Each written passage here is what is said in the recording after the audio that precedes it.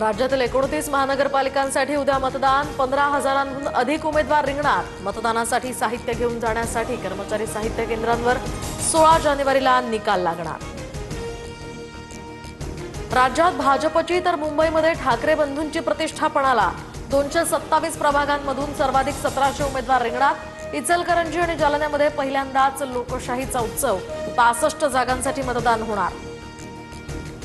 मुंबईमध्ये महायुतीचा विजय निश्चित. एकूण 27 महानगरपालिकांमध्ये महायुतीचाच महापौर असेल. निकालानंतर भाजपच मोठा पक्ष हे पुन्हा अधोरेखित होईल. मुख्यमंत्री फडणवीसांकडून विश्वास व्यक्त. परप्रांतीयांना मारणं हा मराठी माणसांचा विकास नाही.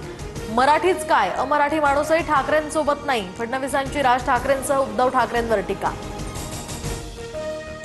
ईव्हीएमला पाडू मशीन जोडण्यात येणार. मतदानावेळी मतदाराला मोठ्या डिस्प्लेवर माहिती दाखवणं हा मुख्य उद्देश.